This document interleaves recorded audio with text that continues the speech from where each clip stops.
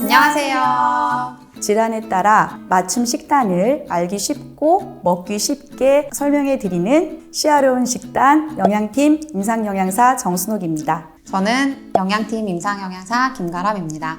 오늘은 만성 콩팥병 환자분들을 위한 식단에 대해서 이야기를 나누어 보려고 하는데요. 이야기를 나누기 전에 만성 콩팥병 환자분들이 왜 식사 관리를 해야 하는지 그 이유부터 먼저 듣고 올게요. 시아병원에서 신장내과를 진료하고 있는 최창균입니다. 콩팥은 우리 몸에서 정수기 같은 기능을 1차적으로 하고 소변을 만들고 배출하는 기능을 하고 그 외에도 뼈 같은 데 영양분 그리고 혈구를 만드는 거, 혈압 조정 굉장히 여러 가지 역할을 합니다. 콩팥 기능이 정상적이지 않은 상태를 신부전증이라고 할 수 있겠습니다. 말기 신부전에 갈수록 그런 노폐물들을 우리 몸에서 내보내는 역할이 아주 떨어지기 때문에 그럴 때는 식이요법이 되게 중요하죠. 원장님 말씀 잘 들으셨나요? 선생님, 만성 콩팥병 환자의 식사요법은 일반 환자와 다른데 초기 콩팥병 환자의 식사요법은 어떻게 다른지 선생님께서 설명을 한번 해주세요. 콩팥병 초기에는 심혈관계 질환을 예방하고 병의 원인이 되는 당뇨와 혈압을 조절하는 것이 중요하기 때문에 잡곡과 채소를 적절히 섭취하는 것이 중요합니다. 단, 찌개나 김치, 장아찌, 젓갈과 같이 이런 염장식품에 많이 함유되어 있는 나트륨 섭취를 제한하는 저염식의 섭취는 꼭 필요합니다. 그럼 팀장님, 초기 콩팥병이 아닌 신부전증이 조금 더 진행된 환자분들은 식사를 어떻게 드시면 좋을지 말씀해 주시겠어요? 3단계 이상의 환자분들은 병이 진행되어 신장 기능이 떨어지고 소변량이 줄며 노폐물 배출이 원활하게 이루어지지 않기 때문에 나트륨은 물론 단백질, 포타슘, 인의 섭취를 제한하셔야 합니다. 그럼 오늘 준비된 식단을 가지고 우리 환자들이 드셔도 되는지 점검 한번 해볼까요?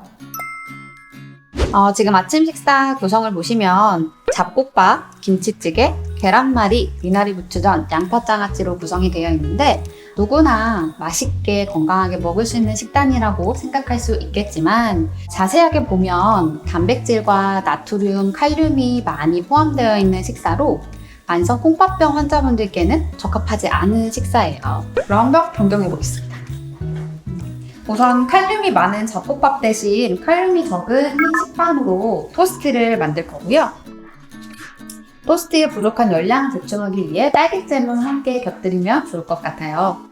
계란말이의 경우에는 계란을 2개에서 3개 정도 사용을 하는데 콩팥병 환자분들께는 계란 2-3개 정도가 한 끼 식사에 비해 과다한 양이기 때문에 계란 하나를 사용해서 스크램블 에그를 함께 먹어보겠습니다. 고칼륨 채소인 미나리와 부추 대신에 칼륨이 적은 양상추를 사용을 해서 양상추 샐러드를 함께 먹어볼 거고 이때 드레싱은 식물성 기름인 올리브유나 그리고 발사믹 식초를 함께 사용해서 발사믹 드레싱을 초장 뿌리거나 드레싱이 싫으신 분들은 마요네즈를 조금 사용하셔도 괜찮겠습니다.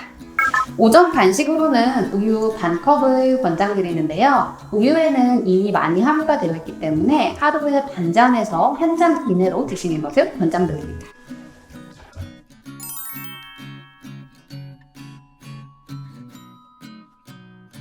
지금까지 아침 식사 구성에 대해서 한번 살펴보았는데요. 우리 점심 식사는 팀장님께서 한번 설명해 주시겠어요? 딱 제 스타일의 아주 건강식으로 잘 구성이 되어 있네요.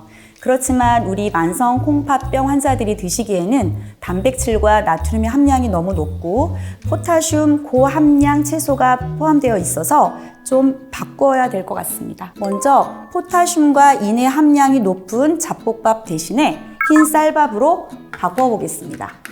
그리고 단백질과 나트륨 함량이 높은 찌개 대신에 숭늉을 드시는 걸 권장합니다. 그리고 저기 자반고등어 조림이 있어요. 자반은 소금에 절인 생선이거든요. 그 소금에 절인 생선을 또 소금과 간장, 된장, 고추장을 넣고 조림을 만들었어요. 소금의 함량이 아주 많겠죠. 그래서 저는 일반 고등어 구이로 바꾸겠습니다. 소금을 빼고 이렇게 간하지 않은 고등어 구이로 드시면 좋습니다. 그리고 고칼륨 채소의 대표적인 시금치 나물로 구성을 해 놓으셨는데요. 시금치 나물 대신에 칼륨 함량이 적은 도라지 생채로 바꾸어 보겠습니다. 그리고 포기김치 대신에 저염김치로 드실 것을 저는 추천하는데요. 포기김치에서 소금을 빼는 것으로 대신하겠습니다. 그리고 제가 간식으로 절편하고 꿀을 준비했어요.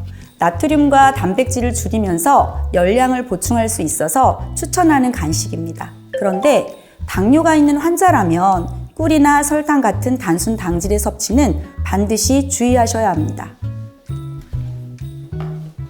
제가 구성한 식단이 우리 환자분들한테 콩팥의 기능을 유지시키고 투석을 할 수 있는 시기를 미루는 아주 중요한 식단이라고 할 수 있습니다.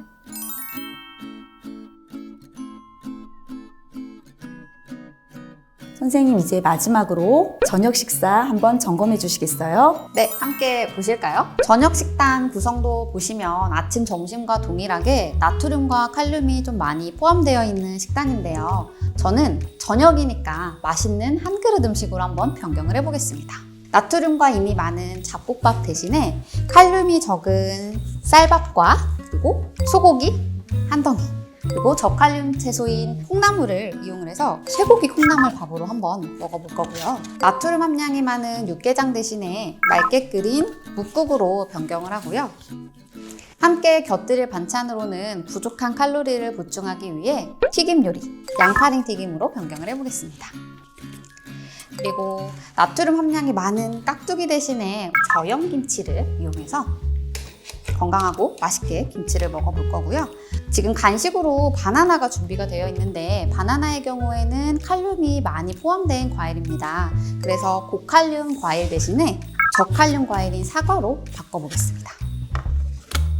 선생님, 우리가 상담실에서 환자를 만날 때 저녁에 사과를 드시는 것을 불편하게 생각하시는 환자분들이 많아요. 사과를 대체해서 드실 수 있는 과일이 있다면 그 과일도 좀 소개를 해주시고, 포타슘 함량이 적은 과일, 많은 과일에 대해서도 설명을 다시 한번 해주시면 과일을 좋아하는 환자들한테 많은 도움이 될 것 같아요. 만약에 사과가 드시기 싫으시다면 딸기나 귤, 배, 단감과 같은 과일로 바꿔서 드셔도 괜찮고요. 다만 메론이나 참외, 키위, 토마토와 같은 과일들은 바나나처럼 칼륨이 많이 함유된 과일이기 때문에 이런 과일들을 드시는 데는 주의를 꼭 해주셔야겠습니다. 과일을 좋아하시는 환자분들한테 아주 좋은 정보였던 것 같습니다.